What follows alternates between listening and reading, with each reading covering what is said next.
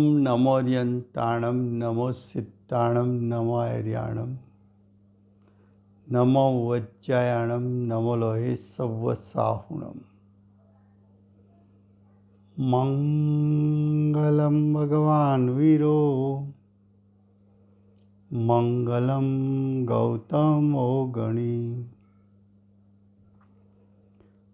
मंगलम कुंद कुंदार्यो जैन धर्मोस्तु मंगलम। ओंकार बिंदु संयुक्तम नित्यं जायन्ति योगिनः कामदं मोक्षदं चैव ओंकाराय नमो नमः।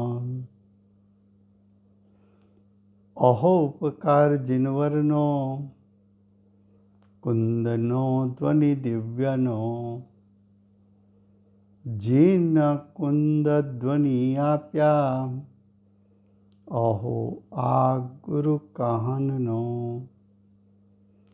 तुझ ज्ञान ध्याननो रंग अमया दर्श रहो हो शिव पद तक तुझ संग माता हाथ ग्रह।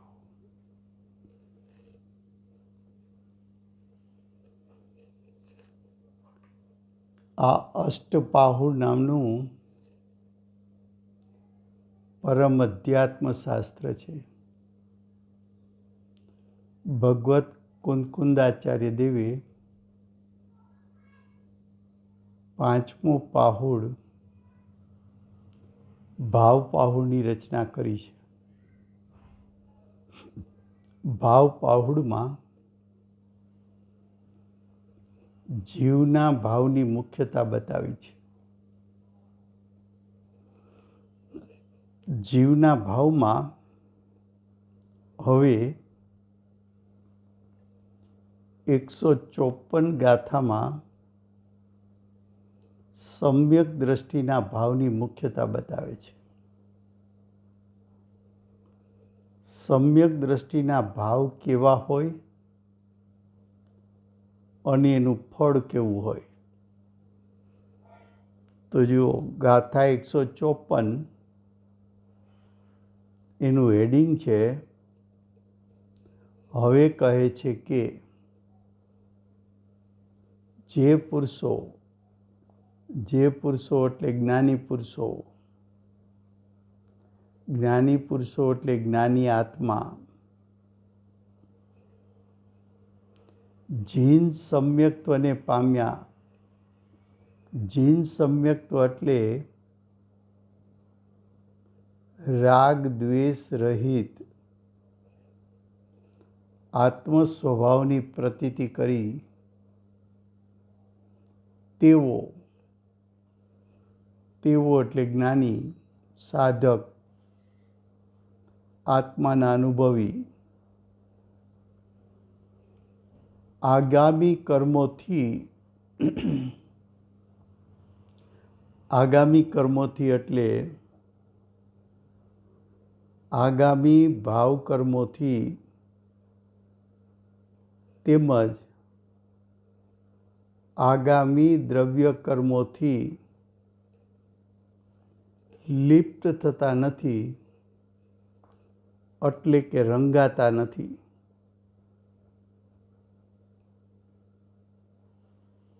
एटले के जोड़ाता नथी। ज्ञानी केवा छे तो के कमळ जेवा छे। पाणी में होवा छतां पाणीथी भींजाता नथी।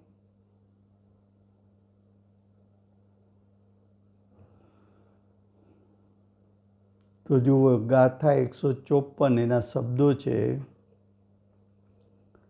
जम कमलिनी ना पत्र ने नहीं सलिल लेप स्वभावथी त्यम सतपुरुष ने लेप विषय कसा યનો નહીં ભાવતી. અર્થ: જેવી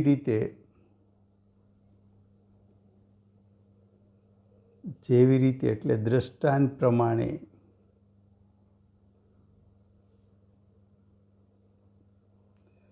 દ્રષ્ટાંત પ્રમાણે કમળનું પત્ર અનેક પ્રકારના ફૂલ થાય છે, એમાં કમળનું એક પત્ર, કમળનું ફૂલ પોતાના સ્વભાવથી, પોતાના એટલે કમળના સ્વભાવથી, કમળ સ્વભાવથી કેવું છે તો કે કમળ પાણીને સ્પર્શ કરતું નથી, પણ કમળ હોય છે તો પાણીમાં, પાણીમાંથી કમળ કાઢો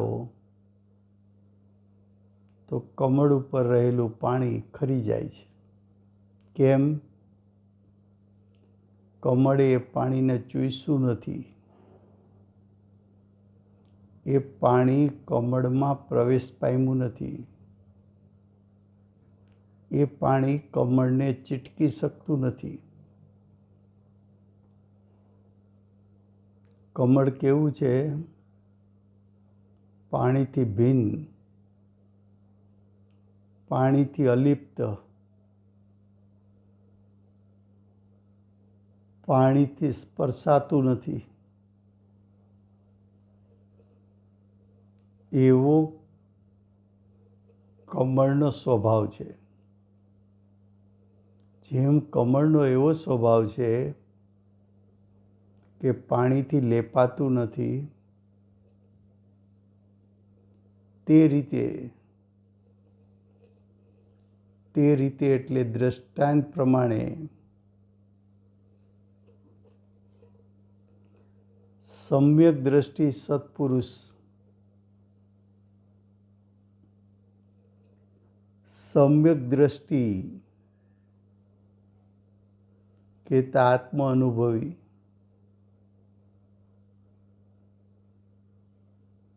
જ્ઞાની, સાધક,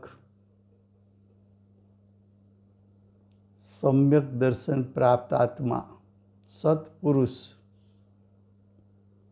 સત્પુરુષ એટલે સમ્યક દર્શન પ્રાપ્ત આત્મા.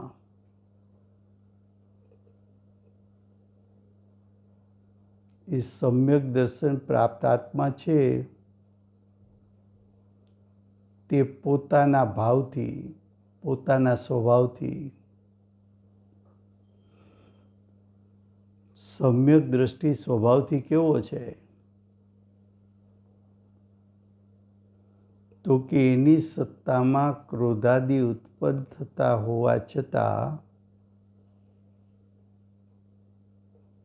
એ ક્રોધાદિના ભાવથી લેપાતા નથી.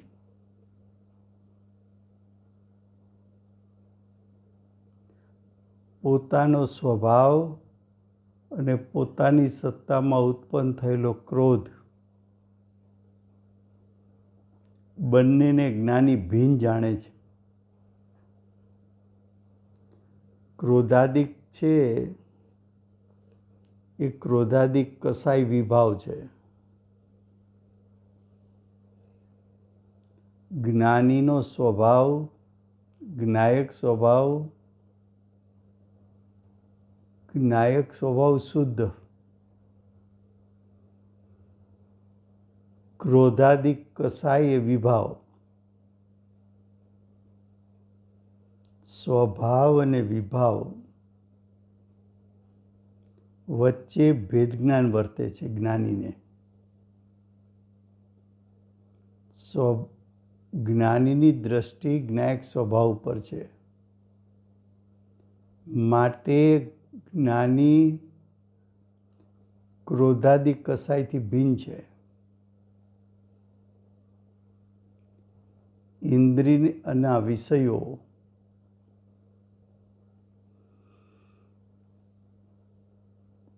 જ્ઞાનીનો જ્ઞાયક સ્વભાવ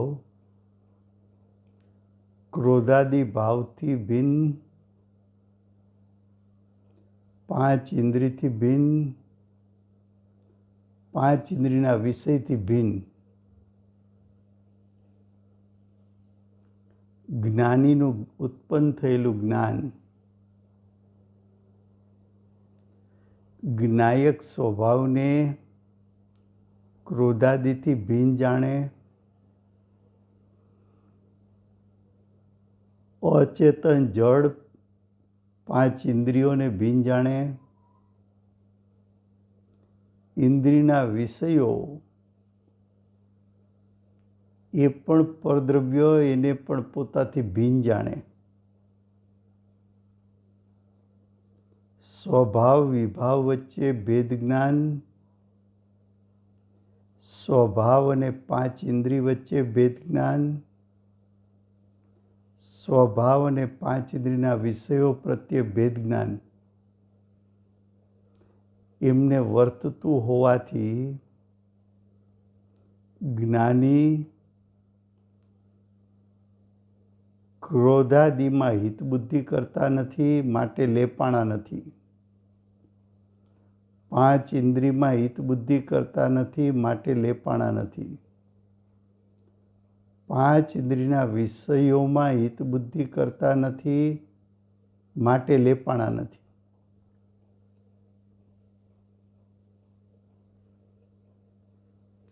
તો ક્રોધાદિ કસાય અને ઇન્દ્રિયોના વિષયોથી લેપાતા નથી.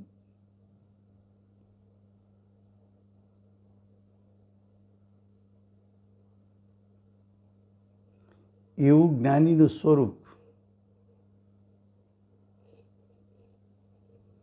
હવે જ્ઞાની કસાયથી લેપાણા નથી, તો કસાયના નિમિત્તે બંધાતા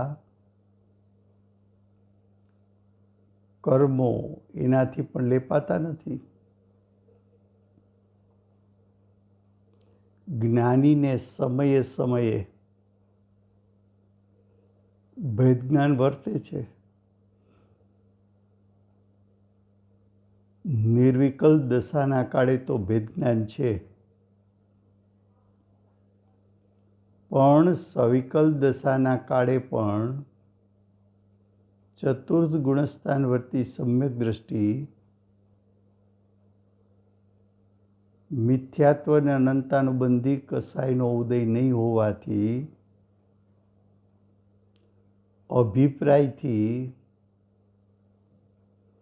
અભિપ્રાયથી ચારિત્ર મોહમાં હે બુદ્ધિ વર્તતી હોવાથી એ જ્ઞાની ચારિત્ર મોહથી લેપાણા નથી એમ કહેવાય છે. ચારિત્ર મોહથી લેપાણા નથી, માટે જ્ઞાનીને કર્મ બંધ નથી. ભાવાર્થ: સમ્યક દ્રષ્ટિ પુરુષને એટલે કે સમ્યક દ્રષ્ટિ આત્માને એટલે કે આત્માના અનુભવી આત્માને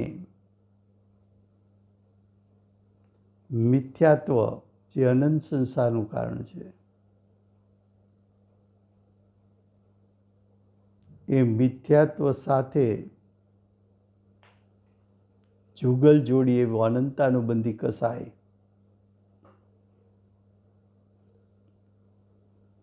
તો મિથ્યાત્વ અને અનંતાનુબંધી કસાય બંને મોટા મોટા પાપ.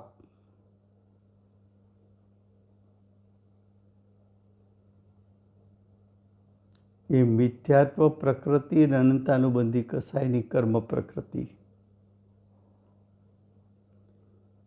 એનો સમ્યક દ્રષ્ટિને તો સર્વથા અભાવ જ છે. ચાહે સવિકલ્પ દશા હો કે નિર્વિકલ્પ દશા હો, એનો અભાવ છે. મિથ્યાત્વ સહિત અનંતાનુબંધી કસાય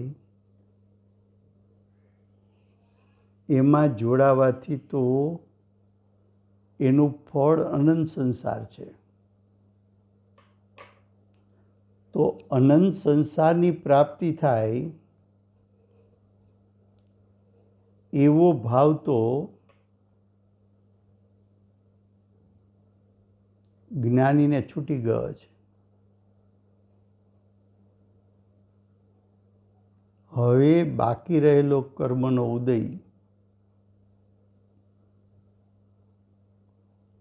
એમાં પણ જ્ઞાનીનો અભિપ્રાય એમ છે કે એમાં જોડાવા જેવું નથી.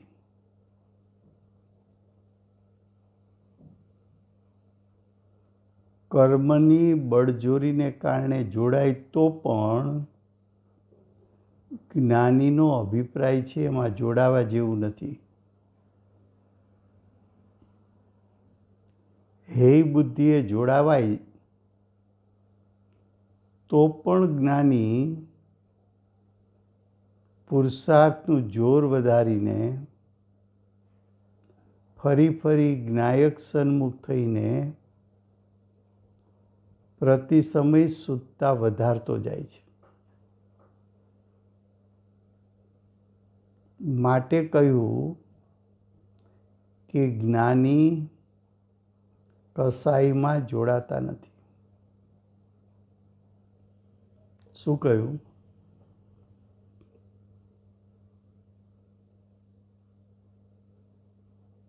અનંતાનુબંધી કસાઈનો સર્વથા અભાવ જ છે.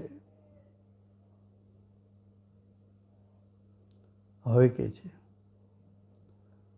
અન્ય કસાયોનો, અન્ય કસાય એટલે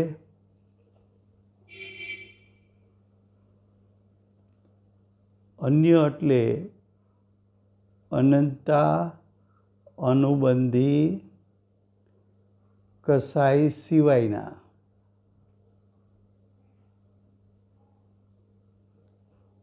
ત્રણ કસાય: અપ્રત્યાખ્યાન, પ્રત્યાખ્યાન, સંજ્વલન. અન્ય કસાયોના યથાસંભવ અભાવ છે. યથાસંભવ એટલે ભૂમિકા પ્રમાણે અભાવ છે. પંચમ ગુણસ્થાને અપ્રત્યાખ્યાન કસાયનો અભાવ છે. મુનિપણામાં પ્રત્યાખ્યાન કસાયનો અભાવ છે. શ્રેણી આરોહણ કરે તો સંજ્વલન કસાયના ક્રોધ, માન, માયા, લોભ ક્રમિક એનો અભાવ થતો જાય છે. હવે કે છે મિથ્યાત્વ અનંતાનુબંધીનો અભાવ એવો ભાવ થાય છે કે પરદ્રવ્ય માત્રની કર્તુબુદ્ધિ તો નથી.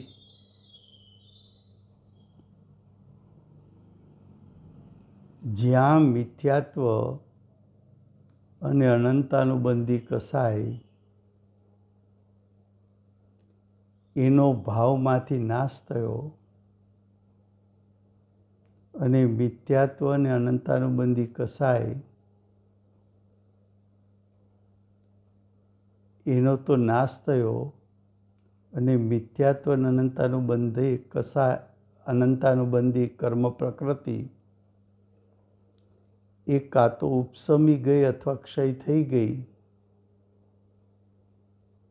પછી સમ્યક દ્રષ્ટિને પરદ્રવ્યના પરિણામનો હું કરતા છું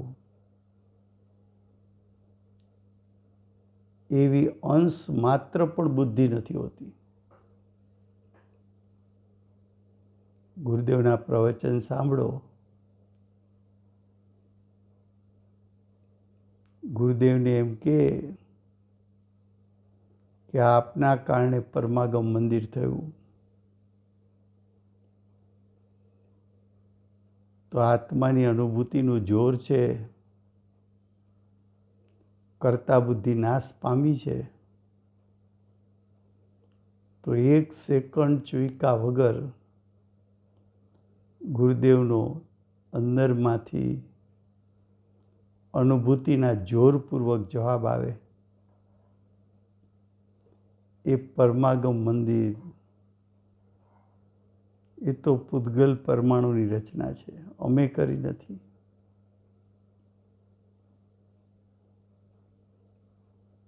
આચાર્યો શાસ્ત્ર પૂર્ણ કરે તો આચાર્યોને તો મિથ્યાત્વ સહિત 3 કસાઈનો અભાવ છે. કર્તા બુદ્ધિ ભોગતા બુદ્ધિ છૂટી ગઈ છે. શાસ્ત્રની પૂર્ણતા થતાં એમ લખે, આ શાસ્ત્રની રચના ભાષા વર્ગણાએ કરી છે, અમે કરી નથી.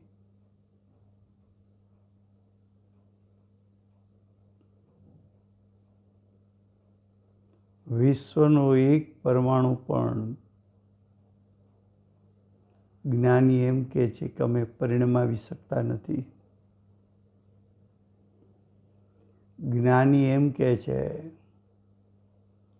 કે અમારા કારણે પર જીવોના પરિણામ પલટાઈ શકતા નથી. જ્ઞાની એમ કે નિમિત્તથી કંઈ થતું નથી. અન્ય જૈનો ત્યારે પ્રશ્ન કરતા કે નિમિત્ત કંઈ કરતું નથી તો તમે કાંજી સ્વામી પાસે શું કામ જાઓ છો? તો રામજીભાઈ જવાબ આપતા કે પાકું કરવા જાય છે કે નિમિત્ત કંઈ કરતું નથી.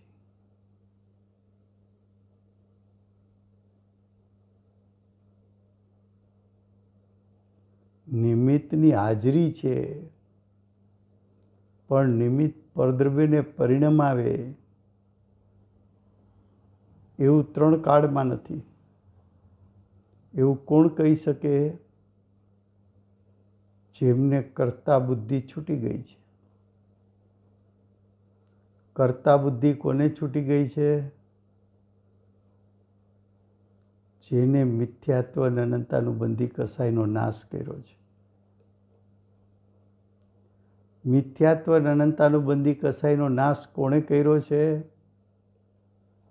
ચતુર્થ ગુણસ્થાન વર્તી સમ્યક દ્રષ્ટિઓએ. તો કે છે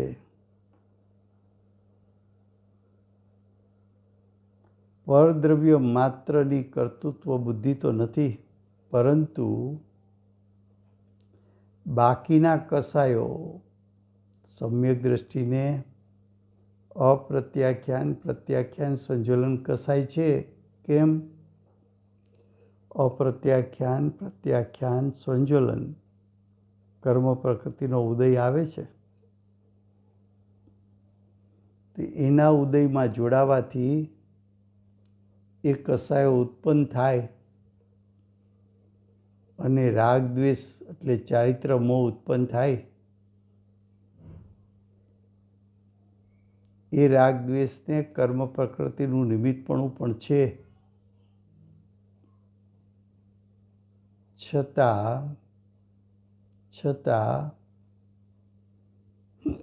એ રાગ દ્વેષ, એ ચારિત્ર મોહ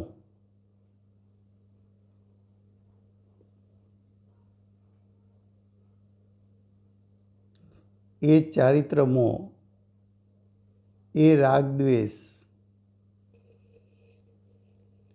એમાં જ્ઞાનીને કરતા બુદ્ધિ નથી. એ રાગ દ્વેષ જ્ઞાનીને હે બુદ્ધિએ ઉત્પન્ન થયા છે. હે બુદ્ધિએ ઉત્પન્ન થયા છે એટલે શું? કે ઉત્પન્ન થયેલા રાગ દ્વેષ છોડવા જેવા છે એવો અભિપ્રાય જ્ઞાનીનો છે. રાગ દ્વેષ ઉત્પન્ન થયા એમાં હોશ નથી, કરવા જેવા એને લાગતા નથી, છોડવા જેવા લાગે છે. રાગ દ્વેષ તો સ્વાદ ઝેર જેવો લાગે છે. એ રાગ દ્વેષ મારું સ્વરૂપ નથી એવું જ્ઞાની જાણે છે. જ્ઞાની એ પણ જાણે છે કે અમારી પુરુષાર્થની નબળાઈથી આ રાગ દ્વેષ ઉત્પન્ન થયા છે. અમે અમારા સ્વભાવમાં સ્થિર થઈને ધ્યાનસ્થ અવસ્થા ધારણ કરી શકતા નથી, માટે આ દશામાં રાગ દ્વેષ ઉત્પન્ન થયા છે. રાગ દ્વેષનું લક્ષ છોડી ફરી પાછા જ્ઞાની જ્ઞાયક સ્વભાવમાં સમાઈ જાય છે. હવે કે છે રાગ દ્વેષમાં પણ કર્તૃત્વ બુદ્ધિ નથી, તો પણ તે ભાવોને એટલે રાગ દ્વેષને, ચારિત્ર મોહને રોગ સમાન જાણીને, રોગ હોય તો એનો રોગ છે એમ ખબર પડે તો એનો ઈલાજ કરે. રાગ દ્વેષનો ઈલાજ કરે જ્ઞાની, રોગના નાશનો ઈલાજ કરાય. રાગ દ્વેષના નાશનો ઈલાજ કરે, વિતરાગતા પ્રગટ કરે. રોગ સમાન જાણીને રાગ દ્વેષને સારા માનતા નથી. આ પ્રમાણે પોતાના ભાવોથી વિષય કસાયો પ્રત્યે રાગ દ્વેષ પ્રત્યે પ્રીતિ બુદ્ધિ નથી. પ્રીતિ બુદ્ધિ નથી એટલે રાગનો રાગ નથી.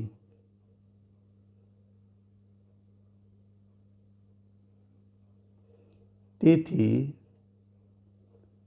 તેમનાથી લેપાતા નથી. એ રાગમાં તલ્લીન થઈ જતા નથી, એ રાગથી અંજાઈ જતા નથી,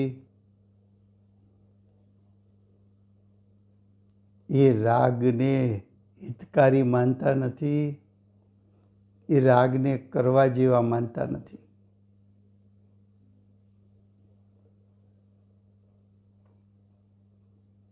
જ્ઞાની કેવા છે?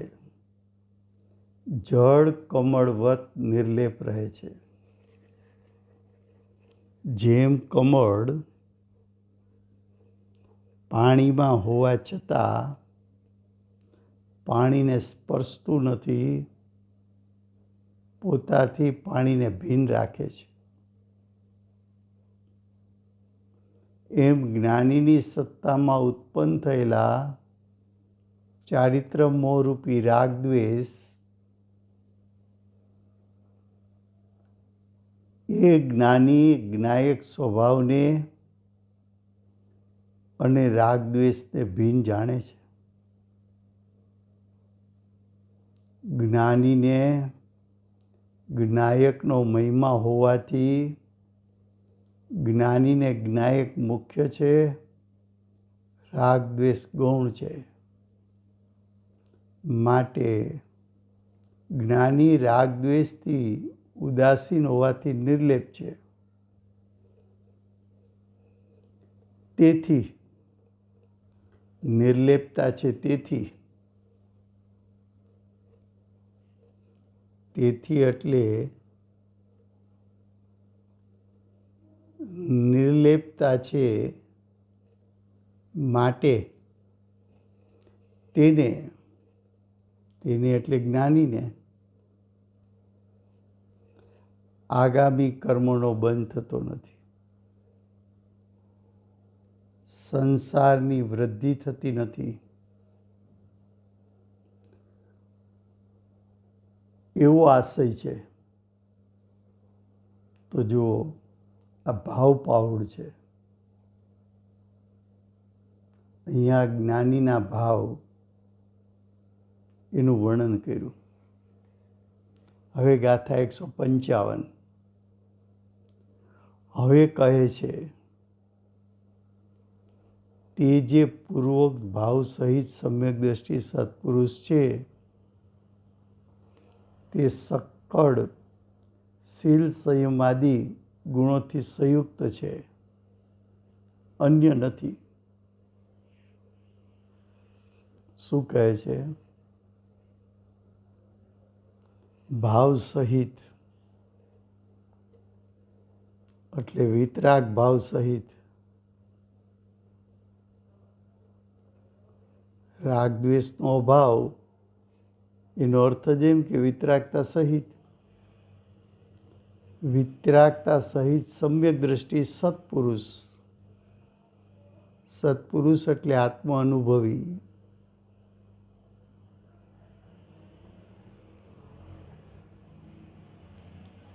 તેજ એટલે આત્મ અનુભવી જ.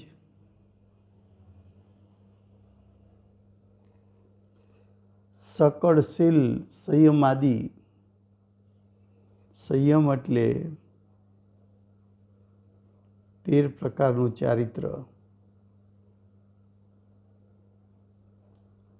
13 પ્રકારનું નિશ્ચય ચારિત્ર.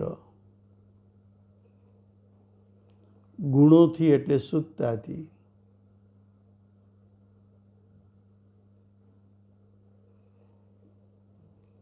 સંયુક્ત છે એટલે પ્રાપ્ત છે.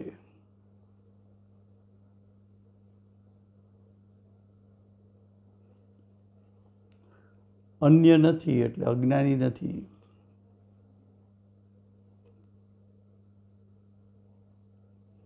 અજ્ઞાની પણ નથી અને અજ્ઞાનીમાં દ્રવ્યલિંગીઓ પણ નથી.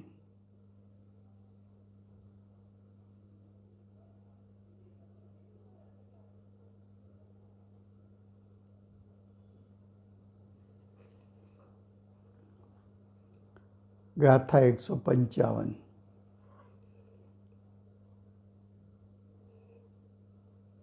એમના શબ્દો છે.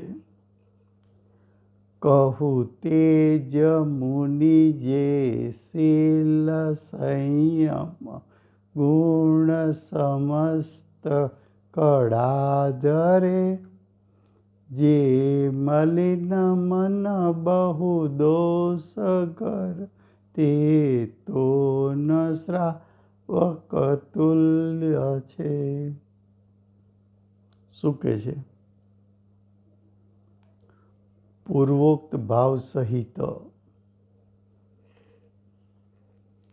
એટલે વિતરાગ ભાવ સહિત જે સમ્યક દ્રષ્ટિ પુરુષ છે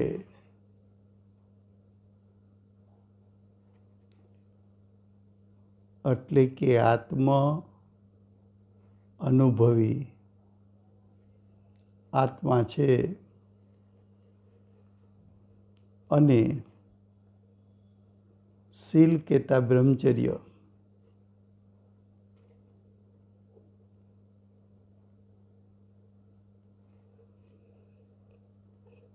સંયમ ગુણથી. સંયમ ગુણ એટલે ચારિત્ર ગુણની શુદ્ધતા. સંયમ ગુણ એટલે 13 પ્રકારનું ચારિત્ર. 13 પ્રકારનું ચારિત્ર એટલે 5 મહાવ્રત, 5 સમિતિ, 3 ગુપ્તી. સકળ કળા. સકળ કળા એટલે સકલ વ્રત. સકળ કળા એટલે સકલ ચારિત્ર.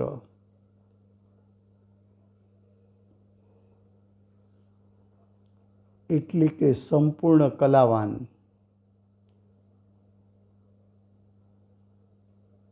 સંપૂર્ણ કલાવાન એટલે સકલ ચારિત્ર પ્રગટવાન.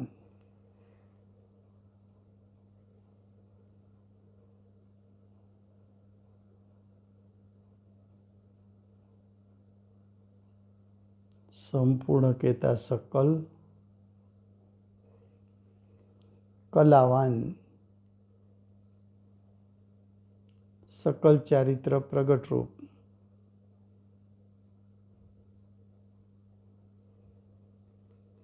હોય છે તેને જ અમે મુનિ કહીએ છીએ. કયા મુનિ? ભાવલિંગી મુનિ.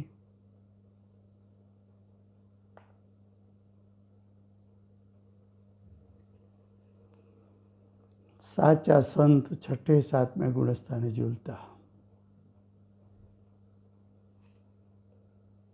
ભાવ પાહુડ છે ને, એટલે ભાવની મુખ્યતાથી વાત કરે છે.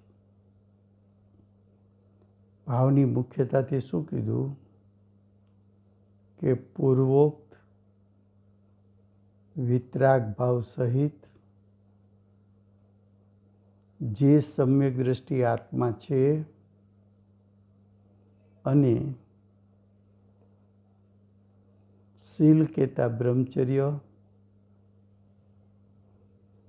સંયમ ગુણ કહેતા 13 પ્રકારનું ચારિત્ર, એટલે કે 5 મહાવ્રત, 5 સમિતિ, 3 ગુપ્તી, એવું સકલ કલા એટલે સકલ ચારિત્ર, એટલે કે સકલ ચારિત્રને પ્રાપ્ત હોય છે તેને જ અમે ભાવલિંગી મુનિ કહીએ છીએ. જો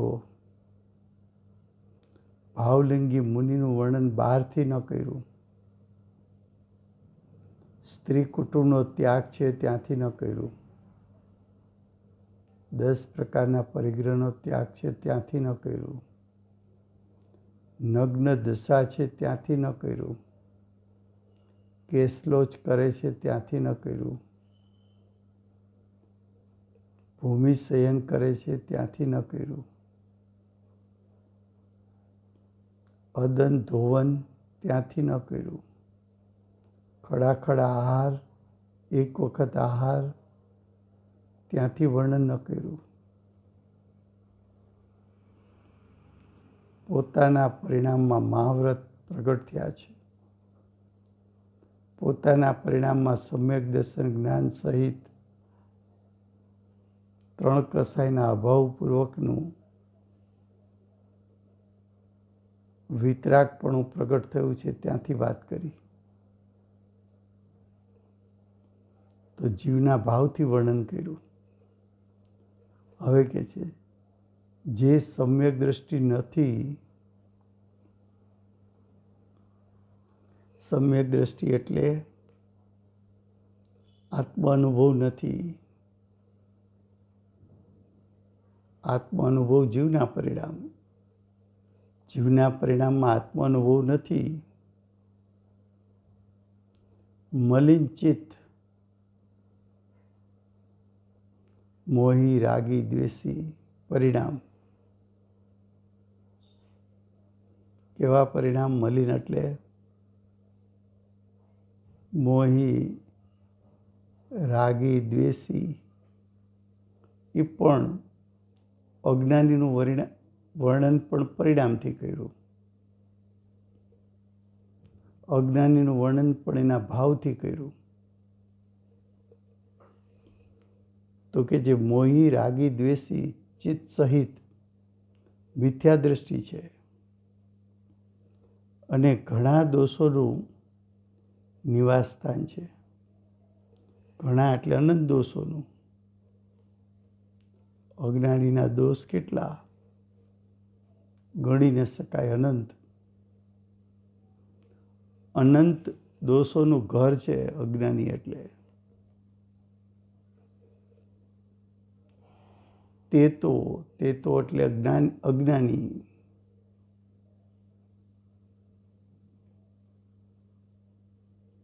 અજ્ઞાની તો વેશ કહેતા બાહ્ય વેશ ધારણ કરે તો પણ પંચમ ગુણસ્થાન વર્તી શ્રાવક સમાન પણ નથી.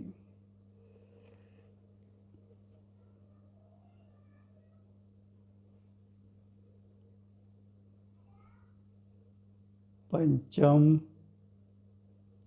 ગુણસ્થાનવર્તી શ્રાવક પણ નથી. ભાવાર્થ: જે સમ્યક દ્રષ્ટિ છે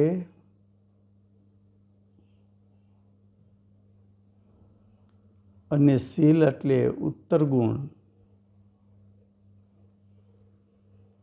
ઉત્તર ગુણ એટલે ધ્યાન અને તપ,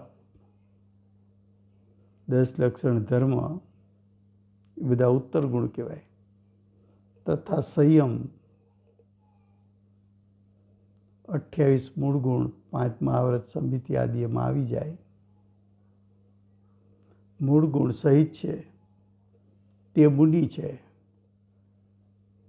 જે મિથ્યા દ્રષ્ટિ છે એટલે કે જેનું ચિત્ત મિથ્યાત્વથી મલિન છે. ચિત્ત કહેતા ઉપયોગ, જેમનો ઉપયોગ મિથ્યાત્વથી મલિન છે, મિથ્યાત્વથી રંગાયેલો છે. મલિન છે એટલે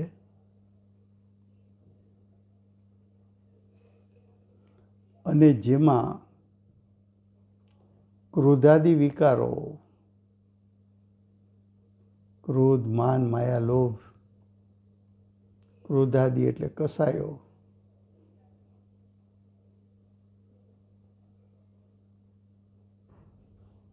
ક્રોધાદિ વિકાર એટલે કસાય, ઘણા દોષો પ્રાપ્ત છે. ઘણા એટલે અનંત દોષો પ્રાપ્ત છે. મિથ્યા દ્રષ્ટિનું બધું જૂઠું,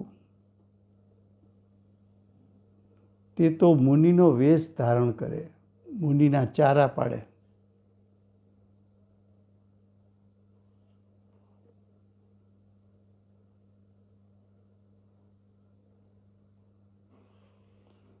મુનિ જેવો વેશ લે એટલે મુનિ થોડું થઈ જવાય. અંતરંગના ભાવ એવા હોય મુનિ જેવા, તો સેજે બાહ્ય આચરણ પણ મુનિ જેવું હોય તો મુનિપણું કહેવાય.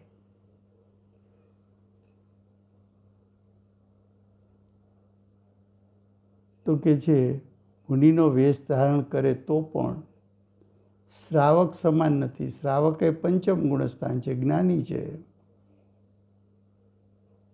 શ્રાવક તો જ્ઞાની છે, પંચમ ગુણસ્થાન વાળો છે.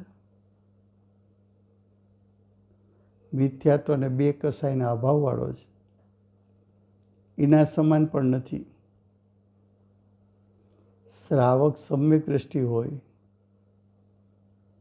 અને ગ્રહસ્થાચારના પાપ સહિત હોય તો પણ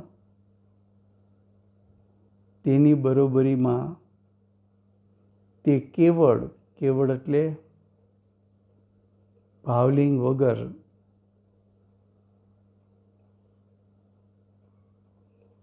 વેશ માત્રને ધારણ કરવાવાળો મુનિ નથી,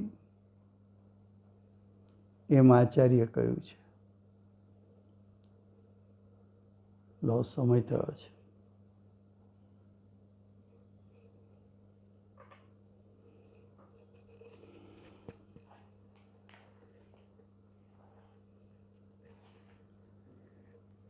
વીસ વિરમાન તીર્થંકરમાં પ્રથમ તીર્થંકર શ્રી સિમંદર ભગવાનનો જય હો. ભરત ક્ષેત્રના મહાસમર્થાચાર્ય કુંદકુંદાચાર્ય દેવનો જય હો. વર્તમાન કાળે તીર્થના નાયક, સ્થાપક અને પ્રવર્તક પરમ કૃપાળુ શ્રી સદગુરુ દેવનો જય હો. પૂજ્ય ગુરુદેવના શાસનમાં રંગ પૂરનાર પ્રસમમૂર્તિ ભગવતી માતનો જય હો. અષ્ટ જીનવાણી માતનો જય હો.